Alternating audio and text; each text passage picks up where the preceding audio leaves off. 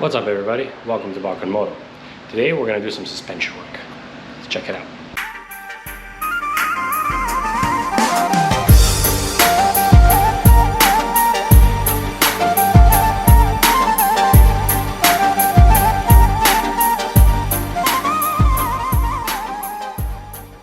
Alright, so in this episode we're going to look at the suspension on the motorcycle and upgrade it.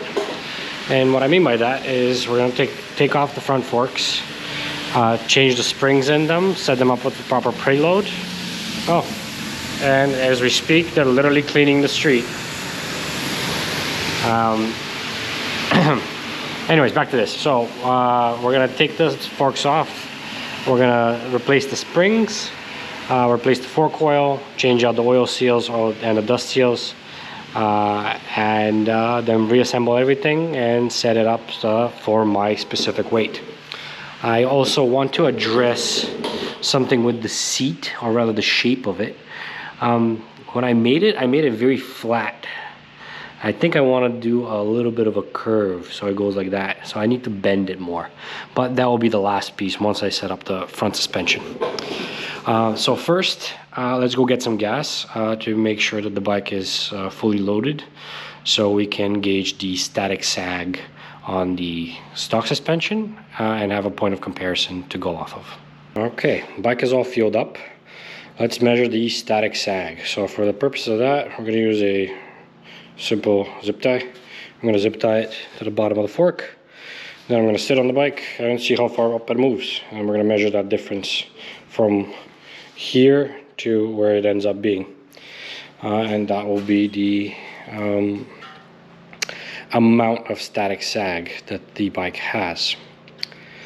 So I did the sit on compression check, and the zip tie moved up this much. So this is 34 millimeters, which is 3.4 centimeters. I also measured the length from the bottom of the zip tie to the top of the fork, which was 34.3 centimeters, and we have a 1 centimeter offset from the top. These numbers will become important to calculate the actual static sag. But for that, I'll need to know the full length of the fork without it being loaded, which requires me to take it off the bike, or at least lift the front wheel off the floor.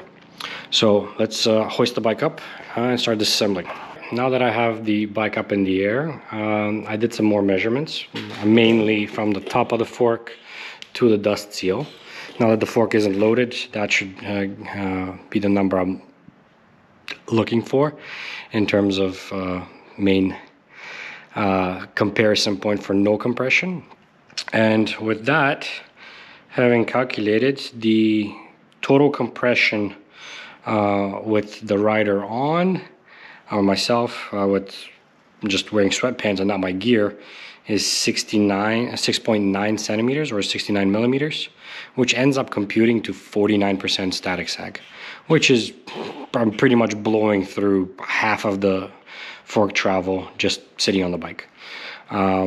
So we're hoping to correct that. I think a good number to aim for road riding is right around 30%. So we'll see how the new springs and fork oil, well, springs and preload end up affecting that, and then the fork oil should affect the dampening a bit. Okay, so let's take off the front wheel and start disassembling. Okay, first bit done. The front wheel is off. The entire front bumper and brake system is off as well. And now I just need to loosen up these guys so they don't move with the forks, and then release the clamps here and here. I should be able to take them out. Before I do that though, I do need to loosen the bolt at the bottom of the forks, otherwise I will not be able to do it. So let's do that and then take it off. Okay, and just like that, the forks are out. This is the right and this is the left. Okay, before we open them up, here's what's going in them. We have a set of progressive springs from Progressive Springs. And we got some Moto 15W weight oil and some new seals. So let's open them up, drain them, start disassembling and cleaning everything. One by one. I think I'm going to do them one at a time, just so I don't run out of space or mess up things. And that way we could actually see the difference between the two of them. So let's start with the left one. Okay, the left fork is fully disassembled. Pretty straightforward. A very basic fork. Now the surprising bit is, one, how short the spring is and how much of a spacer it has, which is a little absurd. The other thing is that the stock spring is progressive, which is very interesting. Most manufacturers, I would have thought, would go with a constant rate spring, but I guess that's what they went with on the V-Star. Before I continue, but yeah, like I said, the simple fork, it has the piston at the bottom with a small rebound spring, that nut that I loosened up at the bottom. There's a little plastic spacer there. There's a bushing or damp or wash or whatever it is, copper washer. There's another washer that the oil seal sits on top, a clip, and then a dust seal. So pretty straightforward stuff. So yeah, let's actually wash these things so they're a lot cleaner than what they are, because as you can see, this is just disgusting right now. It still has a ton of oil on the inside. Let's clean them up so everything is nice and ready for reassembly, and then we're going to look at the new parts that I have down there. Okay, all the components that are going to be reused are cleaned. The old spring and the spacer and the dust and oil seals are still dirty, but we don't care about those. So let's take a look at what's going to go in this thing. Okay, so here's the new progressive spring. You can tell it's one, significantly thicker at the less wound out part, and two, quite a bit longer. So I'm going to have to make a new spacer for it. I think for starters, I mean, I'll check the installation manual, but I think what I want to do is have essentially the same length. So produce something that covers up for that. I might even have some left over from the Cafe Racer project. As for the seals, they look more or less identical. These are the new ones. So these will go boom, boom, like so, like this. So yeah, let's make a spacer and start reassembling. Okay, so from my previous project, I had some leftover spacers that all go up in, what is this, quarter or eighth of an inch? No, quarter of an inch. So this is 4 inches, this is so 3/8, and then 5/8. So yeah, 3 to 2/8 of an inch. So from 4 inches to 5 inches. Now 5 inches seems way too much, and 4 inches seems almost exactly what I need. I mean, the other one is a little longer, I mean a little shorter. The Progressive Springs instruction manual says a 2-inch spacer should be added, but a 2-inch spacer would put it here. That would mean it would be the whole overall length of the spacer and the spring is actually shorter than the stock one. So I don't see how that's gonna assemble properly. But then again, maybe it is right. So what I'll do is I'm gonna cut a 2-inch spacer just in case, and see how that goes. All right, I made some 2-inch spacers with the provided PVC pipe from Progressive Springs. It turns out the one that I had was actually too thin. I mean, compared to this one. So these wouldn't have done much good anyways. Okay, so we're gonna go with the 2-inch. Let's start reassembly. We're just gonna follow the manual. It's pretty straightforward. Just put things back the way they went out. Okay, and there's the fork tube fully reassembled. We still need to put oil in it, but I'll do both of them at the same time for that. For now, this is good. The instructions from Progressive are actually right. The 2-inch spacer is just right. So that's great. Let's open up the other one, drain it, clean it, all the same shit. until we can get back to this spot. Okay, the other fork leg is also cleaned and assembled. Now, before I fill them up with fork oil, I wanted to point something out. So this here is the old spring, and this is the new spring with the new spacer. The really interesting part is that after I cut a 2-inch spacer as per the progressive spring instructions, the total length of the combined thing is a lot less. And initially I thought, how is that even going to add enough load on the spring? But then when I put it in and actually close the fork tube, it turns out that this is exactly the length you need, which imply that the stock setup has almost 2 inches extra preload on the springs. Not only that, but you can see the thickness of these springs is very different. The old spring is, let's say, roughly 4 millimeters, and the new spring is 5 millimeter spring. So these old springs are like, or the stock setup is significantly undersprung. Not only is the spring thinner and more compressed with the massive spacer, so it's shorter, thinner, and compressed more. So in what world is this bike meant to properly support a reasonable size human being on there? Unless you're someone that's like 50 or 60 kilos, I don't see how this suspension is adequate for anyone above that size. Either way, we're gonna put the new stuff in. First I'm gonna assemble them and tighten the bolts on the bottom to spec so that the fork oil doesn't just leak out the bottom. Then I'll take out the springs and the spacers and fill them up with fork oil. For the fork oil itself, I've gone with the 15W medium to heavyweight fork oil from Moto. This is to add a bit more dampening resistance, both on the compression and the rebound. Because I found that the stock setup, I think the oil in there is the Yamalube 10W weight, along with these super soft springs that are already preloaded a ton.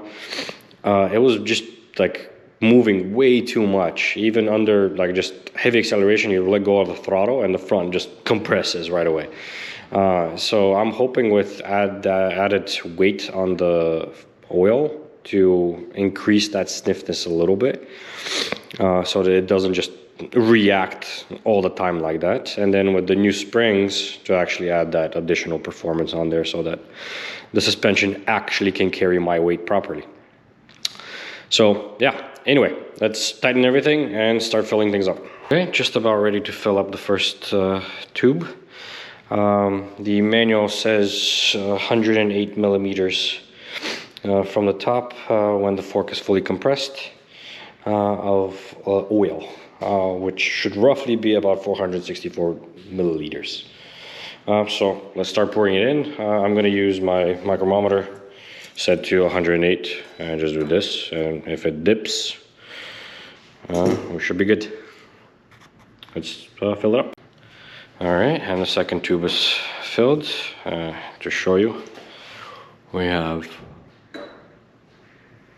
exactly, I don't know if the camera picks it up, but that was a little bit of wetness just there at the end. Oh, spilled a little oil here. In terms of how much we ended up using, it was just about 450 milliliters. I mean, I think, like, I don't know if you guys can see that, but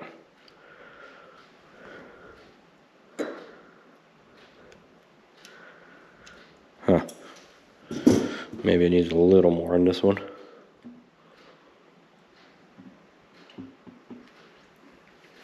Okay, check that.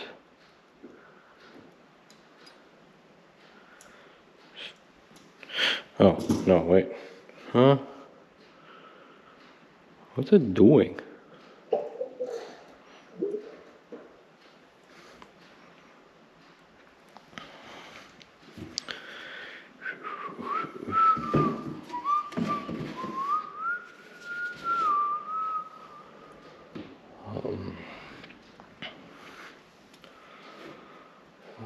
$200, $250, no, 150. Yeah, should be a bit more on this one.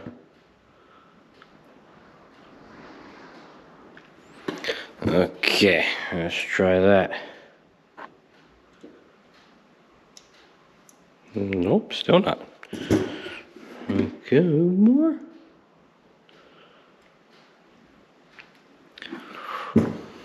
Okay. Okay, that definitely dipped. Okay, so it's a bit too much now. So you can kind of see it's probably, what is that? 5 millimeters too much. So you gotta extract some. I can use a tube for that, but either way, I'll clean that up. The progressive spring instruction says that it doesn't really matter which way you put the spring. Some people say that if you put the wound part into the oil rather than at the top, it will make less noise. So I guess I'll just install them that way. All right, when we come back, I should be ready to start putting them back on the bike. All right, fork tubes are on with the same 1 centimeter offset at the top. Oh, this one's actually more. Huh. Okay, so this one's less. Okay, I gotta adjust them to make sure they're the same. Yeah, we're just gonna mount them against the fender and install the wheel and drop the bike. I did compress them a couple of times on the bench just to make sure that no obvious oil leaks are happening and everything held, so we should be good. Let's assemble this, put the front wheel back on, and check how things are. Okay, reassembly complete. Let's drop the bike on the ground and see how she sits. All right, that's just how the bike is sitting now. It's definitely sitting higher, like visually it's higher than it was before. I tried pressing down on the fork and it's stiffer for sure. So let's do the zip tie test and see how much travel it eats up now. Okay, zip tie test 1.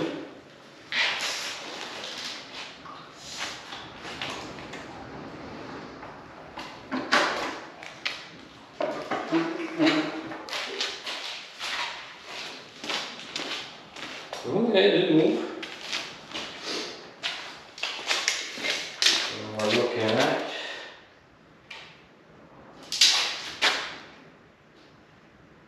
34.6. 34.6. 34.6.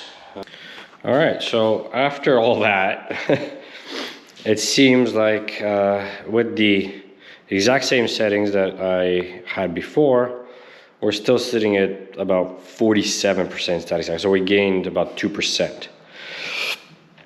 So which is still quite a bit. There are a few things I can do. I think I can still play around with how far the forks are sitting in here, so I can probably pull them down or raise them up to have a little bit of difference and see how that affects things. But either way, I don't expect that to drop the sag significantly, at least not anywhere near the 30-ish% range. The way to fix that is with bigger preload on the fork. So that plastic spacer that I added at the top will need a bigger one. I do have more pipe, and I'll measure how much I can actually cut from it to add more preload and see how that goes. But for now, I think this is a good start. I still need to ride it like this to see how I feel.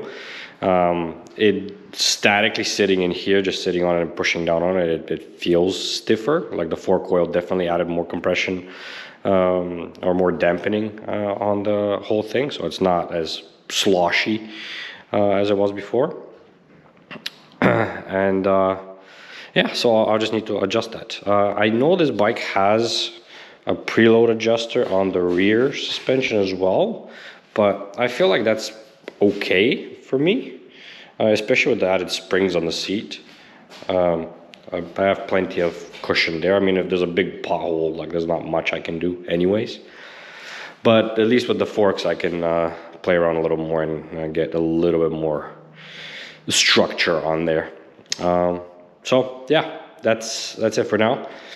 I think I'm probably gonna cut this episode short at this point, just because I did quite a bit of work already.